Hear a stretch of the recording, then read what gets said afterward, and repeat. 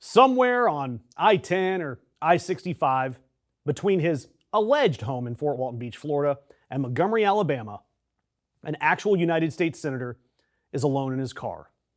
And he is having a long, heartfelt, detailed conversation about Medicare. And he's doing that with his most trusted advisor. Yes, Tommy Tuberville, a man entrusted with a vote about your health care, has told the Washington Post that he passes the time on his drives across Alabama by asking ChatGPT about Medicare and Medicaid and then letting the robot voice just talk back to him. Tuberville said, quote, "It's kind of like you can sit there and talk to an expert," end quote. Then he offered this: "You don't know whether or not they're 100% correct, but they put you on the right path." You don't know whether or not they're correct. That's this guy's baseline for legislation. The man watched the movie Her and thought it was a documentary about efficient government. And Tuberville, he's not an outlier here. He just happens to be the dumbest looking mascot. The Post found chatbots all over Capitol Hill, writing speeches, press releases, constituent mail, writing hearing questions, and yes, drafting actual amendments to actual laws. The House bought 6,000 Copilot licenses, and they've cleared ChatGPT, Gemini, and Claude for their staff to use. That is your Congress, ladies and gentlemen, finally embracing innovation by asking the bots to do the one thing they never did: think. One staffer even told WAPO that he dumped years of his phone contacts and text messages into Claude and had it build a database of reporters, what he pitched to them, and what went badly. That same office has the chatbot running their communications budget, the taxpayer-funded mailers, the ads that are sent to you, the constituents. Nobody approved that. Nobody wrote a rule about it because the rule book simply doesn't exist. The people who would write the rule book are busy asking the chatbot what the rule book should say. And there's no disclosure requirement here, none. So when your congressman mails you that heartfelt letter about veterans, you have no way of knowing if an actual human being was involved at any point in that transaction.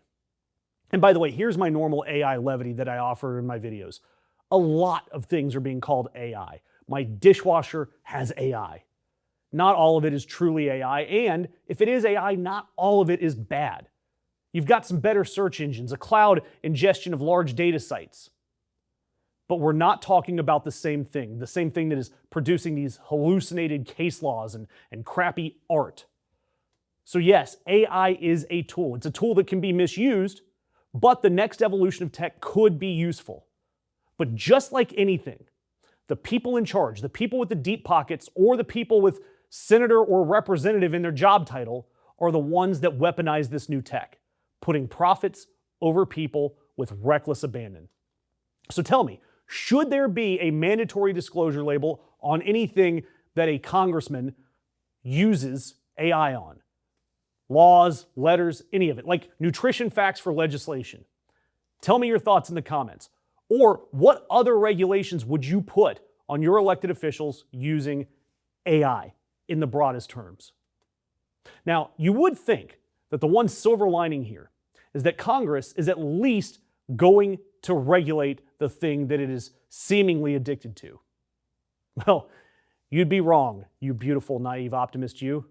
Because while Congress types its homework into these chatbots, the companies that make the chatbots are busy buying up Congress. OpenAI and Anthropic combined dropped over $3 million in federal lobbying in a single quarter this year.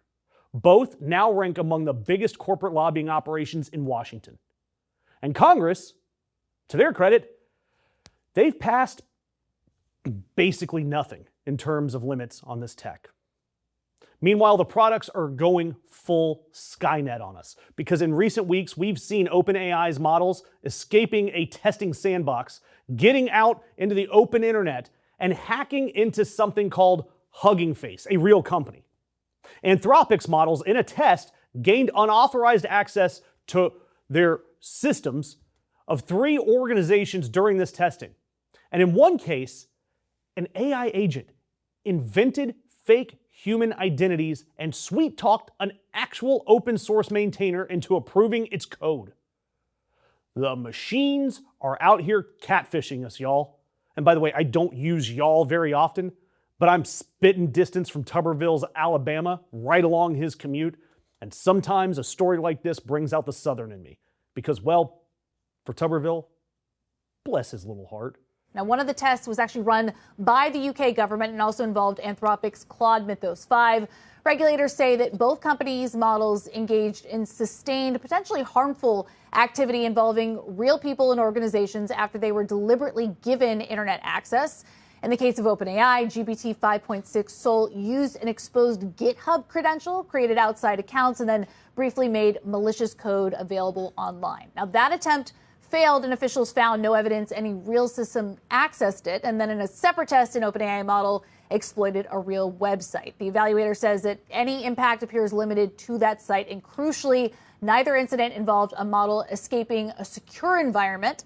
That makes them less severe than the earlier Hugging Face breach, where OpenAI says its models broke out of a restricted test environment using a previously unknown vulnerability. Anyway, with all of these chatbots and these models going rogue, what do you think Congress's response was? Well, actually, this one's a good one. A bipartisan bill called the AI Kill Switch Act, which, credit where credit's due, it's at least a fantastic name. Maybe it'll do something. I highly doubt it, though. But you do have House Democrats sending a letter demanding that all these AI CEOs testify under oath. And they're warning that these hacks and these testing games that have not gone well at all, quote, may be the canary in the coal mine. Great. By the way, we're the miners in this scenario. And the canary is a bot that would rather tell you what you want to hear rather than the truth. And don't forget, the president, Donald Trump, is AI's biggest fan. Trump spends a ton of time, as we all see, on bizarre AI posting sprees. Hell, last month he had fake pictures of himself palling around with JFK. He made himself into a general. While it is also being floated that the government should or could take a stake in OpenAI. And it's also being floated that SoftBank money should flow right into the Trump Library data center. So just remember, y'all, that man in the car, that football coach, the guy who's playing politician, the one that's taking Medicare advice from an app that he openly admits might be wrong, he wants to be governor of Alabama, and he's leading in the polls. You hear that, Bama? You may be run by ChatGPT come January. An independent media like us, we survive on your human interactions, the likes, the comments, the shares. It all genuinely keeps the lights on for us. So take a second, drop a comment for us and for any outlet that's still doing the real work.